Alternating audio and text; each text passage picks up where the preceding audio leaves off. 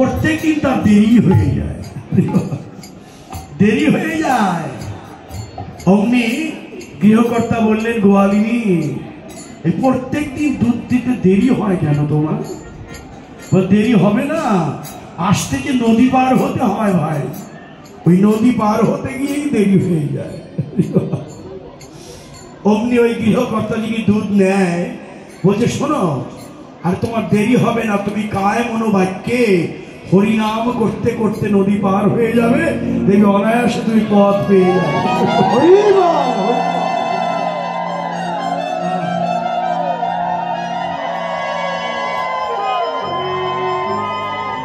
ওই গৃহকর্তার কথাটা মনে ধরল গোয়ালিনী, বলল বেশ আমি কাল থেকে তাই করব।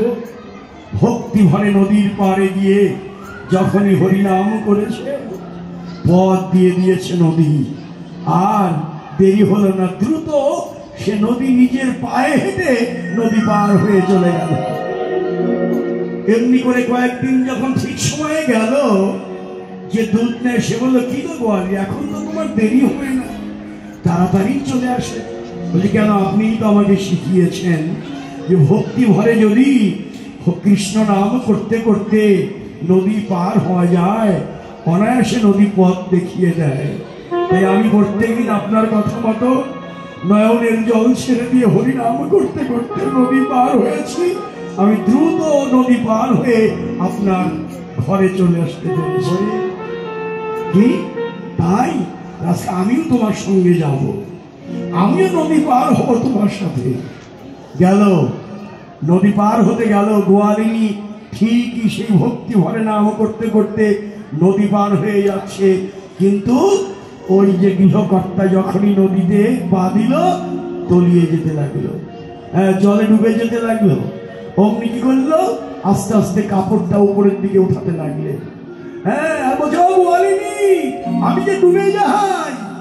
গোয়ালিনী বললেন, ওরে ভাই তুমি গোবিন্দকেও ডাকছো, আবার এক হাত দিয়ে কাপড়ও ধরছো, এই জন্য তোমাকে পার করবে না, কাপড়টা ছেড়ে দাও, দুই হাতে ভক্তি ভরে তুমি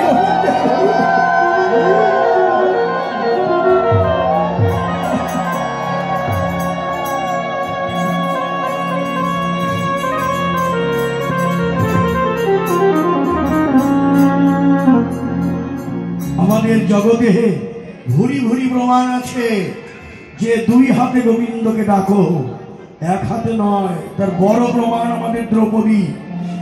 দ্রৌপদীর বসন নিয়ে যাচ্ছিল, কিন্তু যখনই দুই হাত দিয়ে আগুন হয়ে লেগেছে, ভগবান অমনি তার সংবরণ করেছে, বস্ত্র দান করেছে।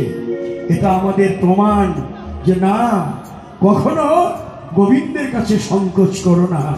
গোবিন্দকে পেতে হলে কায় মনোবাক্যে দুই হাত উপরে তুলে ভক্তি ভরে গোবিন্দের কাছে আত্মনিবেদন করো।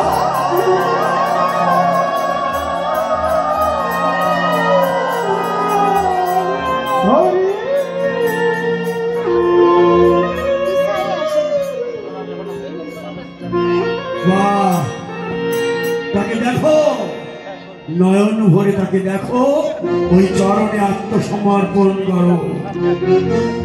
তাকে দেখলে আনন্দ হবে। এত আনন্দ কেন জানো?